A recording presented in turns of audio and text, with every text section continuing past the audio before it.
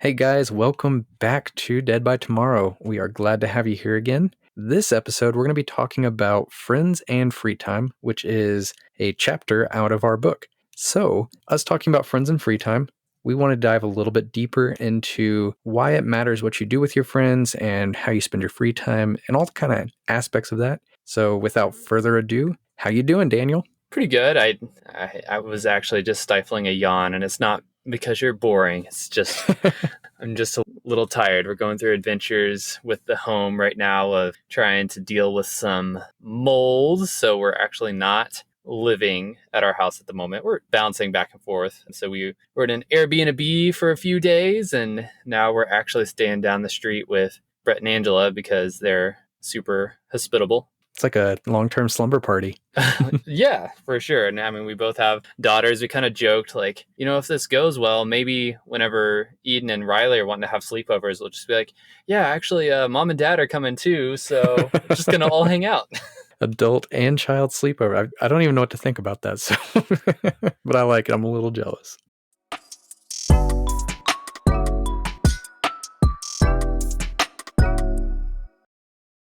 Man, we are digressing here. Sorry, guys. Let me bring you back around. And before we actually get into friends and free time directly, we had talked about resolutions on the last episode. And one of your resolutions happened to be with using your free time more intentionally. So where are we at on that? How's that going? It's going pretty well.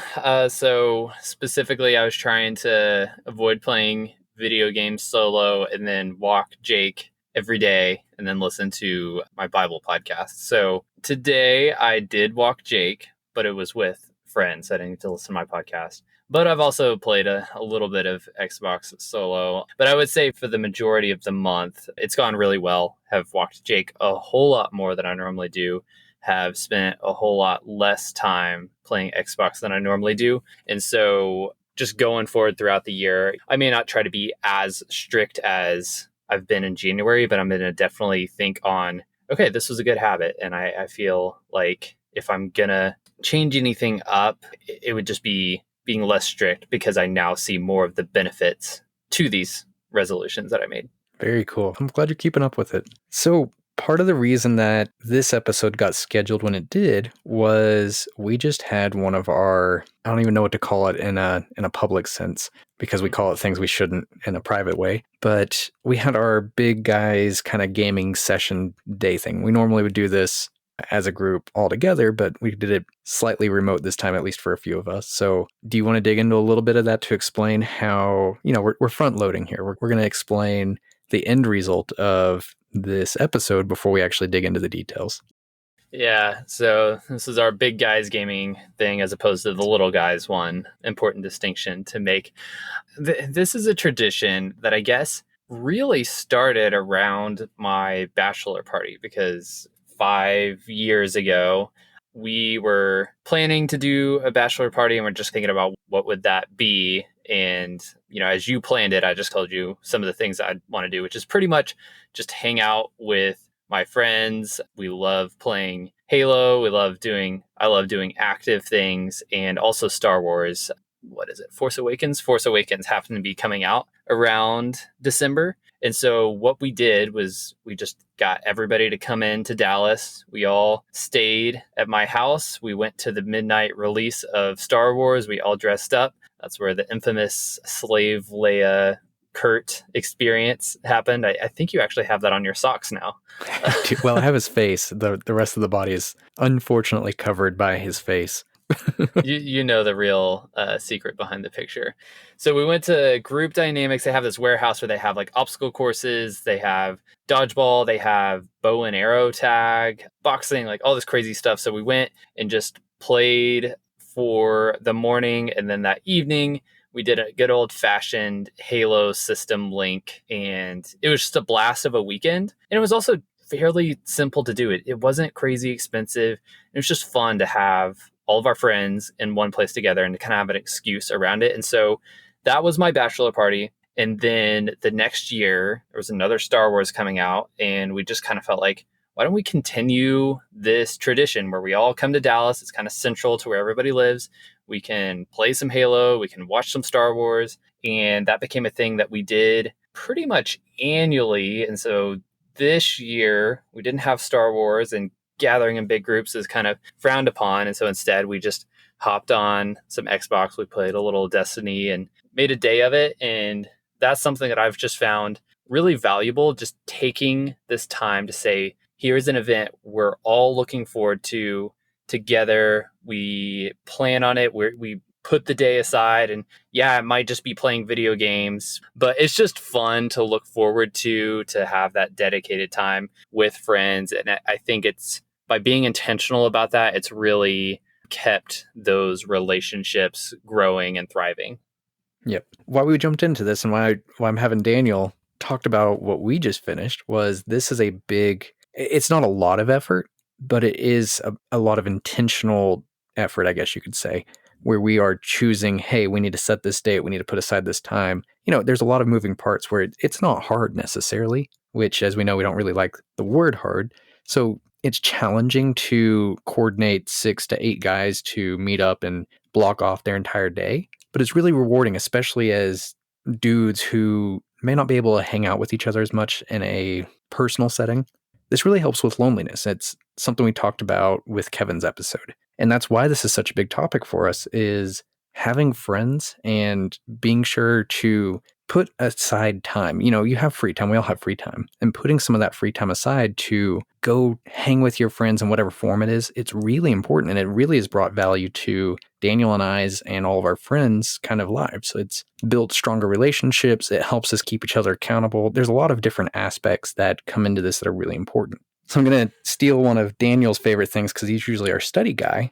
But we did this kind of a little get better program. And one of the aspects most recently was talking about loneliness, which, as you probably know, on Kevin's episode, we talked about. And it is one of the leading causes for male death. So being lonely literally leads to a premature death in a lot of guys. And I think this also applies to girls. The study I happened to find just was specifically oriented towards guys. But we really suffer from this kind of thing. So being able to be intentional with your free time and work with your friends is really important for you. And this is just one of the examples that Daniel and I have for this. We play video games on Monday nights a lot. There's a lot of different stuff. So I'm going to throw a question your way, Daniel. What has been your most, your best option on making friends post-school? So I would say the thing where I've made the most new connections, where I maybe went in, didn't necessarily know anybody, or maybe knew one person, has probably been Ultimate Frisbee. There's a really good league association in Dallas. And so I played Ultimate Frisbee leagues with the city for a little while, met a lot of people through that. And then through a coworker, actually found a pickup group that Watermark Church is loosely in charge of, I would say, and continue to do that. So I've really made a lot of friendships through the sport. So I mentioned Brett and Angela earlier, actually met them in just a Ultimate Frisbee league. We were on the same team. And we're like, hey, we both like Frisbee, and started talking a little bit more. And we're like, oh yeah, we both like the Mavs, and we live in roughly the same area. And so kind of hit it off there. And then Brett invited me to come play an alumni tournament with him in Arlington. And so hopped in a car and got to spend about 45 minutes talking, and found out like, oh yeah, you're a pastor's kid as well. And you're the oldest brother of 3 siblings, got 2 sisters. And it was kind of eerie how many similarities there are. And so all of that just started from totally randomly playing Frisbee. And there have been a lot of things like that where there's this initial connection of we're doing something together, and then we get to talk a little bit and find some of those similarities. And I think that's something we've talked about before with guys especially, and it's not limited to guys, but it tends to be more true where if you've got an activity that you're doing together, it becomes easier to form some of that relationship and some of that bond, and then you can talk and learn a little bit more about each other from there and see if there's any sort of deeper connection. Well, yeah, it's hard to just jump in with people and be like, hey, here's my life story, and here's all my flaws, and here's my annoying tics, and let's be best friends forever. And people are like, no, I'm good, weirdo. Doing something like a league, and that's something we've talked about before, is leagues are a really good way. You're talking maybe $100, $200 for a season if you're in an expensive league. I think I played soccer league in Amarillo for like $40 for a season. You have all these different options. They're pretty cheap, and you make friends like Brett, who's now one of my friends. Like, I'm not going to say like going to go spend the night at his house necessarily, but Daniel's ability to have met somebody at his Frisbee league affected my life all the way across Texas because now I'm friends with Brett and I get, inspiration from him, and I had another happy face, and he's going to come onto the podcast probably one of these days, and there's all these cool connections that come from it. So leagues are a great option. I know one of the things that I did was D&D, and that was actually with a bunch of people in Amarillo that knew Daniel, his family, and some of their friends, and that door opened into bringing me a whole lot of new connections. I met people from a coffee shop that were baristas and the owner of a coffee shop, and became friends with them. And then just going down that rabbit hole brought all these new people. And there's just so many different options of ways to meet people, whenever it's hard, because after school, it's really hard to make friends, right? Totally. And would you say that sports leagues have been the best way for you to make friends, or what kind of tops the list for you? It's a toss-up for me, honestly. For meeting new people, the sports leagues are really good, but I also really like the D&D avenue, because on the sports kind of front, at least when I was playing soccer, you could go into playing a little too much, and you didn't have to interact with your team short of communication about what you're doing on the field. And that might have been a soccer problem. There's also my own old man soul where we were playing it, the games would start at 7 o'clock or 8 o'clock, and then they wouldn't finish till 9:30, 10. And I was like, guys, I got to go. I got to get to bed because I'm getting up at 6. Bye. And so I was missing out on some of the social aspects that would be involved in a league where you're hanging out beforehand or afterhand, because that's really how that synergizes well. So there's still plenty of people I met, and they came from these sports leagues. But that said, I really like the D&D option better because it was a lot less investment in terms of like physicality. It was more involved and more intimate, where I was getting to know people better on a personal level versus like, oh, this guy's really good at running or he can kick really well. It was, hey, I can see how this person works. We're having conversations while we're playing. We're spending roughly 2 hours together, and you really get a more intimate experience and get to fast forward on the small talk, I guess you could say. Fair enough.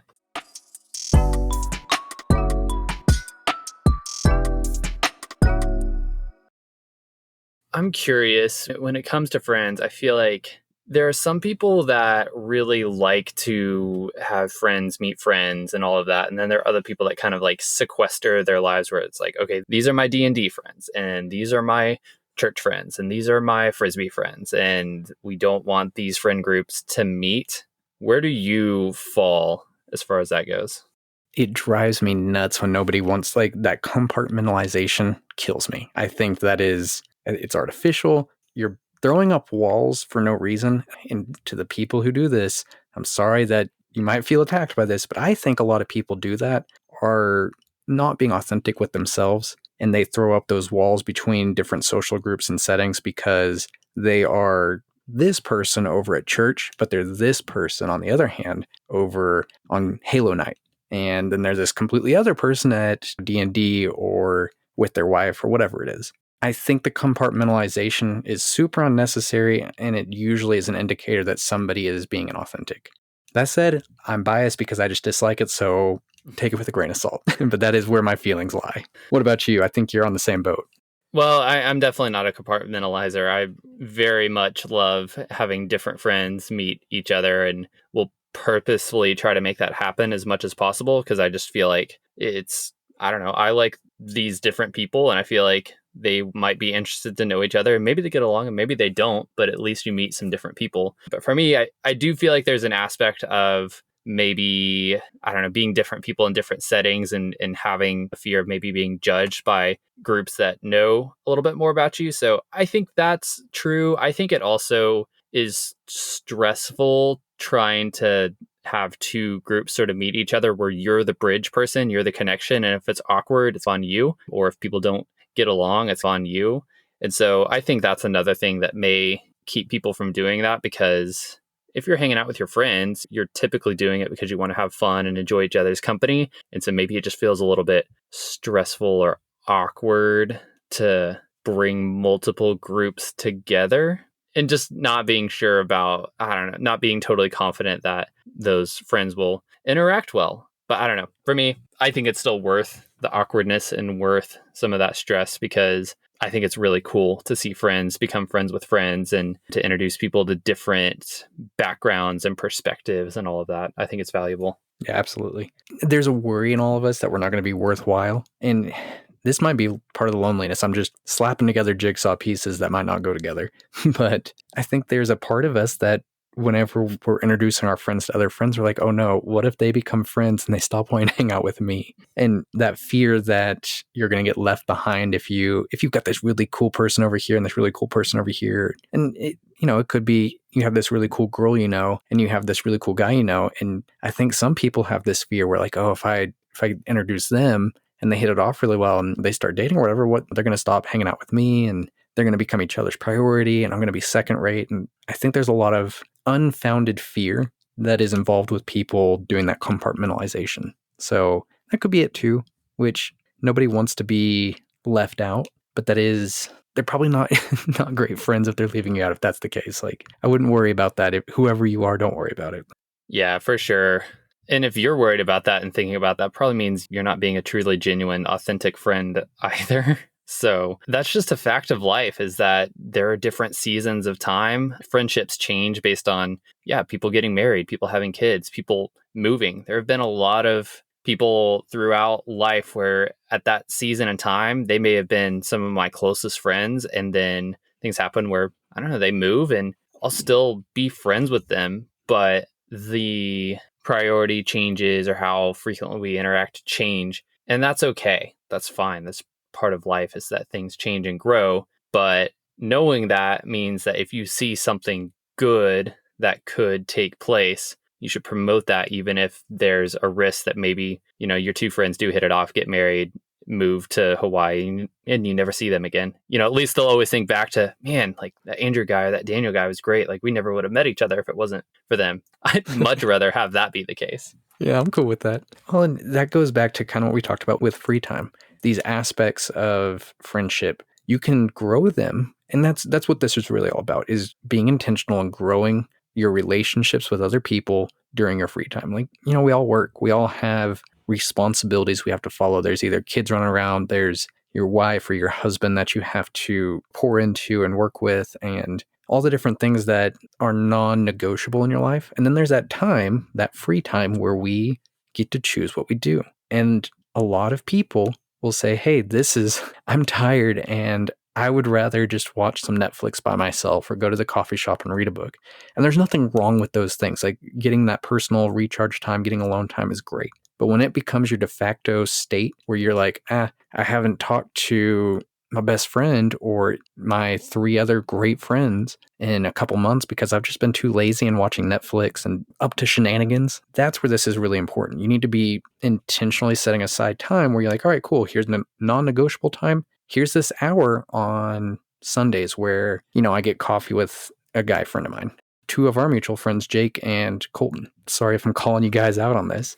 I thought this was really cool. I had lunch with Jake just the other day, and he's really good about this intentionality. And he and Colton meet up almost every Thursday and just chat and make sure they're good to go. And I had no idea this was going on. And I see both of them all the time. And I was like, that is so cool. Like, being able to do something like that where it's like, hey, Thursday night, let's hang out, chat, just talk, make sure everybody's good to go. Like, that is awesome. Monday nights, we have our game night, and like, it can be inconvenient to set aside 2 hours every single week for a group of guys, right? It's D&D. That's why D&D groups fail. It's like, one dude's like, oh, I can't make it tonight. And then the next week, another girl's like, I can't make it. And all of that kind of stuff shouldn't happen as often as it does, because if you're intentional with your free time, you can set aside your responsibilities and say, this is when I take care of business. And this is a sacred time that I am working on my relationships outside of immediate need. And that's so important.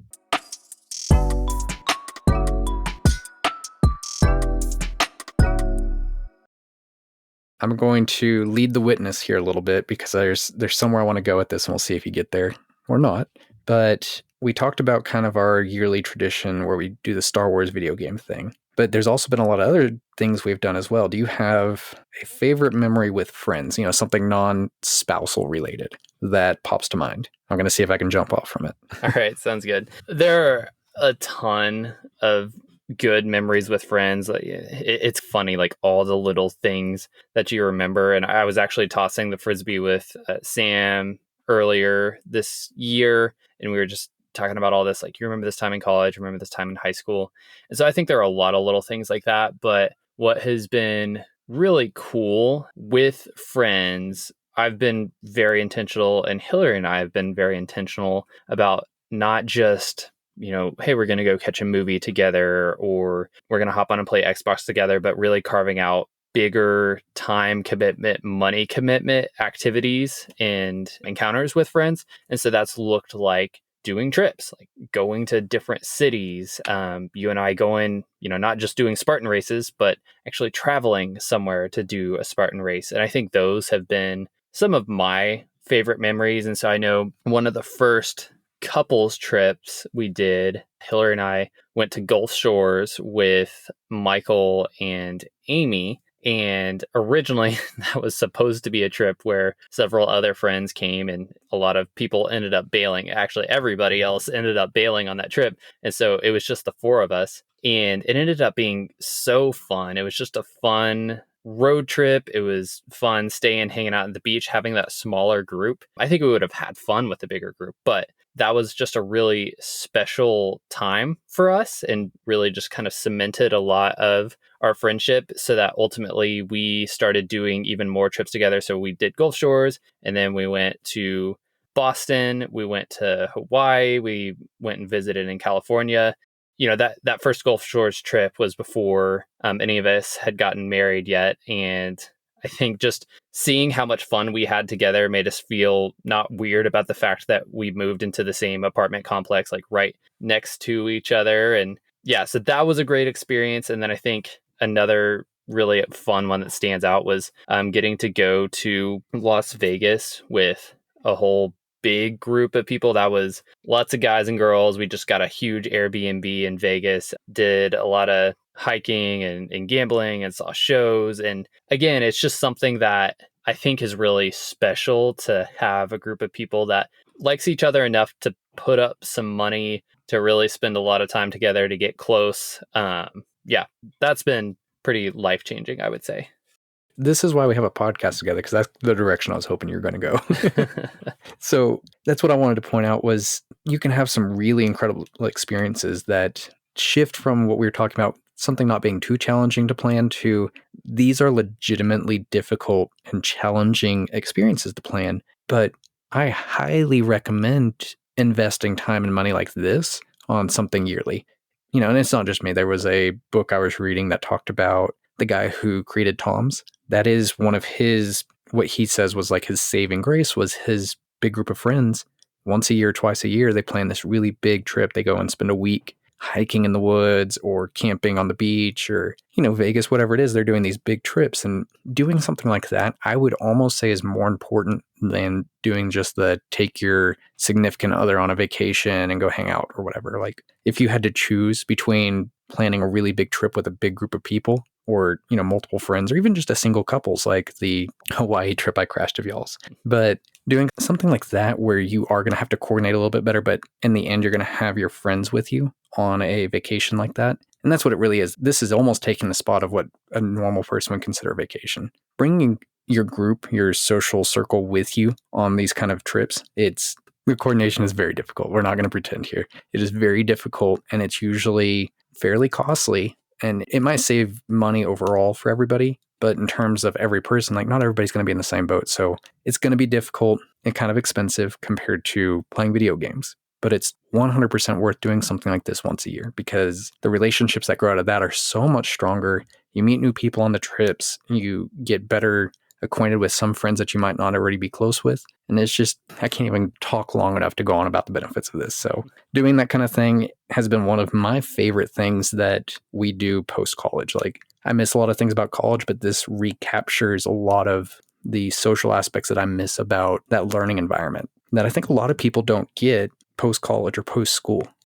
Yeah. And it's one of those things, it's not going to be, hey, I just met you. Do you want to travel across the country together and sleep in a shared space and all that? There are some people where that works out, and you can form some of those relationships really quickly, but it is something that's going to take intentional effort. It's going to take actually hanging out with somebody regularly on a weekly basis, daily basis, whatever, getting in a routine where you know them, you feel comfortable with them, and you can dive off into do something like that.